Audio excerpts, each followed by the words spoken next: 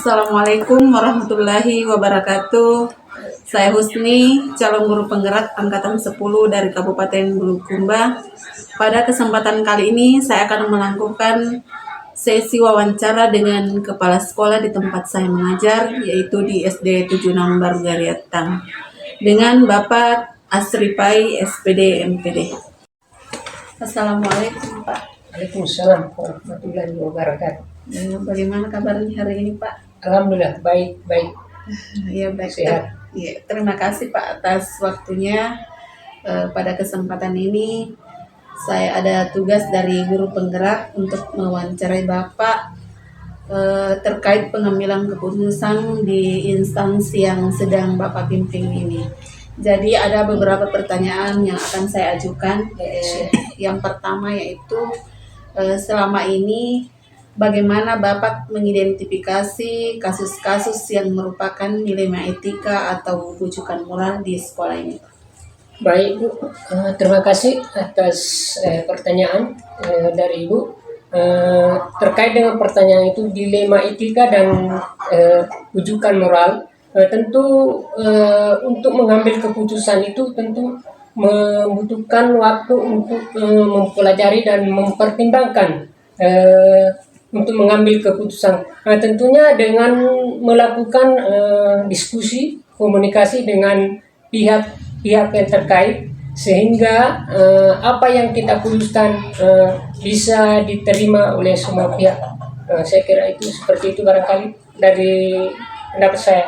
Oh iya, baik. Jadi intinya di sini komunikasi ya Pak ya. Komunikasi ya. Iya. Kemudian yang kedua Pak, selama ini bagaimana Bapak menjalankan pengambilan keputusan di sekolah Bapak, terutama untuk kasus-kasus di mana ada dua kepentingan yang sama-sama benar atau sama-sama mengandung nilai kebajikan?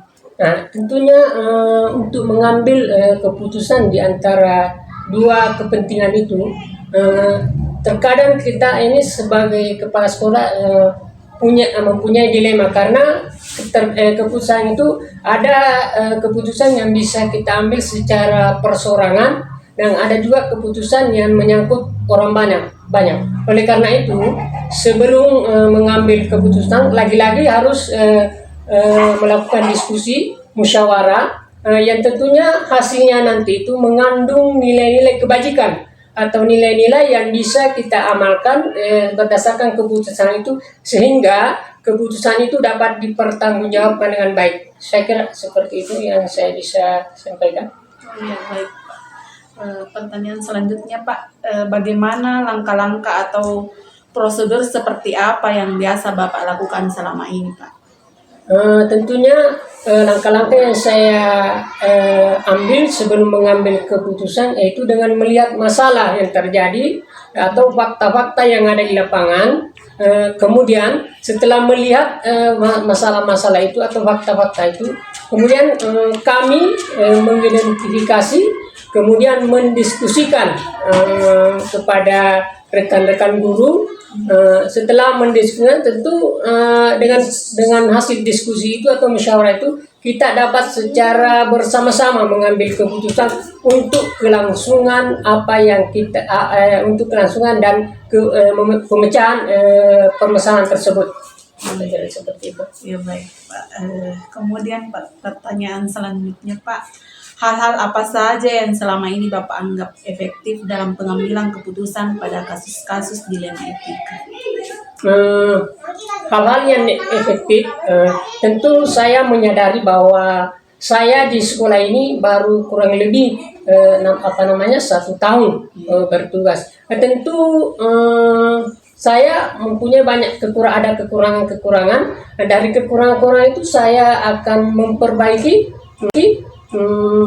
dengan belajar dari pengalaman selama 1 tahun ini tentang bagaimana cara mengambil keputusan dari apa yang menjadi permasalahan. Kedua, meminta saran tentunya dari rekan-rekan guru, tokoh-tokoh pendidik, utamanya komite, dalam menyelesaikan permasalahan, sehingga permasalahan yang dihadapi di sekolah ini dapat terselesaikan dengan baik. Saya kira seperti itu. Ya, bagus sekali ya Pak. Kemudian pertanyaan selanjutnya lagi Pak, hal-hal apa saja yang selama ini merupakan tantangan dalam pengambilan keputusan pada kasus-kasus dilema etika Pak? Tantangan yang saya hadapi dalam pengambilan keputusan, sebagaimana saya sampaikan tadi, yang saya katakan tadi, bahwa saya baru kurang lebih 1 tahun di sini, tentu masih merasa canggung ya untuk mengambil pengambilan keputusan. Oleh karena itu saya sangat butuh saran, berdiskusi tentang apa yang menjadi permasalahan di sekolah kita ini. Baik. Pertanyaan selanjutnya lagi Pak, apakah Bapak memiliki sebuah tata kelola atau jadwal tertentu dalam sebuah penyelesaian kasus dilema etika? Apakah Bapak langsung menyelesaikan di tempat saja atau memiliki sebuah jadwal untuk menyelesaikannya? Bentuk atau prosedur seperti apa yang Bapak jalankan? Saya sendiri tidak begitu mempunyai jadwal atau tata kelola untuk menyelesaikan suatu permasalahan.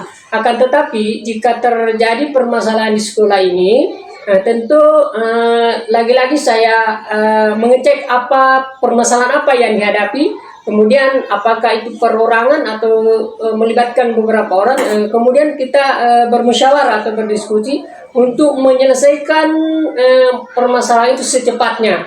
Bukan saja hal yang terjadi sekarang ini, akan tetapi untuk keberlanjutan penyelesaian permasalahan yang terjadi di sekolah ini. Ya, baik Pak. Jadi di sini adakah seseorang Pak atau faktor-faktor apa yang selama ini mempermudah atau membantu Bapak dalam pengambilan keputusan dalam kasus-kasus dilema etika?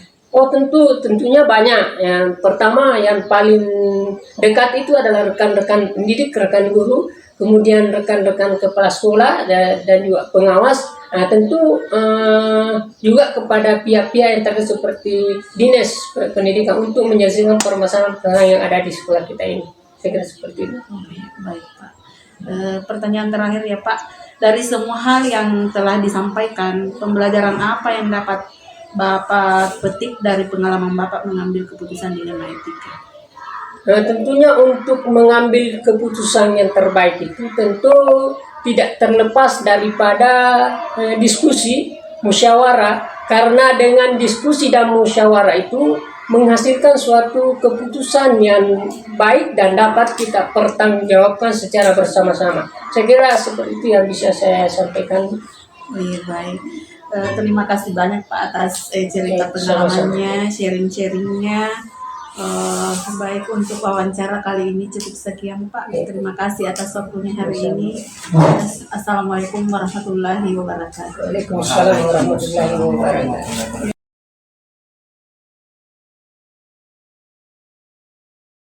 Assalamualaikum warahmatullahi wabarakatuh. Waalaikumsalam warahmatullahi wabarakatuh. Bagaimana kabarnya hari ini Pak? Alhamdulillah baik, Bu. Alhamdulillah. Jadi sebelumnya Pak, terima kasih atas waktunya. Iya. Pada kesempatan kali ini saya ingin melakukan wawancara dengan Bapak terkait dengan tugas saya di Guru Penggerak untuk melakukan sesi wawancara terkait pengambilan keputusan yang di instansi Bapak yang Bapak sekarang pimpin. Jadi ada beberapa pertanyaan Pak yang akan saya ajukan. Yang pertama yaitu selama ini bagaimana Bapak dapat mengidentifikasi kasus-kasus yang merupakan dilema etika atau rujukan moral? Iya, baik. Jadi sebagai seorang pimpinan tentunya di sebuah instansi pasti banyak beragam kasus yang kadang keduanya benar namun bertentangan. Baik yang dikenal sebagai dilema etika ataupun salah satu kasus yang satunya benar dan yang lainnya salah. Kedua kasus tersebut memang kita harus mengidentifikasi sehingga kita tidak salah dalam mengambil keputusan tentunya. Kita harus memahami kedua kasus tersebut dengan mempertimbangkan ataupun bagaimana kita berkomunikasi terhadap semua warga sekolah tentunya, dan bagaimana kita memetakan kasus tersebut, apakah masuk ke dalam bujukan moral ataupun dilema etika, seperti itu. Oh iya, baik Pak. Kemudian pertanyaan selanjutnya, selama ini bagaimana Bapak menjalankan pengambilan keputusan di sekolah Bapak, terutama untuk kasus-kasus di mana ada dua kepentingan yang sama-sama benar atau sama-sama mengandung nilai kebajikan? Iya. Untuk kasus dilema etika, saya mempertimbangkan kedua hal yang sama-sama benar tersebut, yang membenturkan faktor apa ataupun pihak yang mana. Apakah kepentingan perorangan ataupun banyak orang? Apakah mengandung nilai-nilai kebenaran atau kesetiaan, rasa adil atau belas kasihan, ataukah berdampak pada saat ini ataupun seterusnya, seperti itu. Jadi seperti itu ya Pak Iya. ya. Kemudian langkah-langkah atau prosedur seperti apa yang biasa Bapak lakukan selama ini? Iya, suara hati dan nalar tentunya harus sejalan. Bagaimana untuk memilih kebenaran yang paling kecil mudaratnya dan besar manfaatnya, tentunya dengan mempertimbangkan kepentingan peserta didik. Jika kasus itu berhubungan dengan peserta didik, berdasarkan prinsip berpikir berbasis hasil akhir, maka kita harus berpikir berbasis rasa peduli juga tentunya. Selanjutnya, bagaimana kita melakukan investigasi dengan memeriksa kembali fakta-fakta dan bagaimana kita menemukan peluang sehingga kita dapat membuat suatu keputusan yang bertanggung jawab. Ya, baik Pak. Jadi hal-hal apa saja yang selama ini Bapak anggap efektif dalam pengambilan keputusan pada kasus-kasus dilema etika? Ya, dalam kasus pengambilan keputusan dengan dilema etika, yang perlu dilakukan adalah dengan menyederhanakan pokok permasalahan. Ya, bagaimana kita membuat masalah itu menjadi sederhana sehingga kita dapat membangun suatu kebijaksanaan terhadap masalah tersebut. Kemudian Pak, hal-hal apa saja yang selama ini merupakan tantangan dalam pengambilan keputusan pada kasus dilema etika itu? Iya, hasil keputusan yang diambil mungkin akan pihak-pihak yang tidak dapat menerima sepenuhnya. Proses untuk dapat memahamkan sebagian orang untuk secara ikhlas menerima dan menjalani suatu keputusan itu menjadi sebuah tantangan, serta untuk tetap istiqomah dalam menjalankan keputusan yang sudah disepakati. Iya, sangat menarik ya Pak. Kemudian apakah Bapak memiliki sebuah tata kelola atau jadwal tertentu dalam sebuah penyelesaian kasus dilema etika? Apakah Bapak langsung menyelesaikan di tempat atau memiliki sebuah jadwal untuk menyelesaikannya? Bentuk atau prosedur seperti apa yang Bapak jalankan? Iya, kalau saya tidak ada jadwal, Bu. Artinya dalam menyelesaikan suatu masalah tersebut tidak ada jadwal tertentu dalam menyelesaikan sebuah kasus. Prioritas kasus mana yang perlu diselesaikan secepatnya tergantung dari jenis kasus dan pentingnya kasus tersebut diselesaikan secepatnya agar tetap tercipta lingkungan sekolah yang sehat dan kondusif buat semua warga sekolah. Iya, sangat-sangat baik ya Pak ya. Kemudian di sini adakah seseorang atau faktor-faktor apa yang selama ini mempermudah atau membantu Bapak dalam pengambilan keputusan dalam kasus-kasus dilema etika? Iya, komunikasi yang baik dengan semua warga sekolah tentunya, kemudian bagaimana pengelolaan emosi yang baik dan pemahaman tentang teori pengambilan keputusan sebagai seorang pemimpin itu menjadi faktor yang mempermudah dan membantu dalam pengambilan keputusan. Oh iya, baik Pak. Kemudian yang paling terakhir ya Pak ya, dari semua hal yang telah disampaikan, pembelajaran apa yang Bapak petik dari pengalaman Bapak mengambil keputusan dilema etika?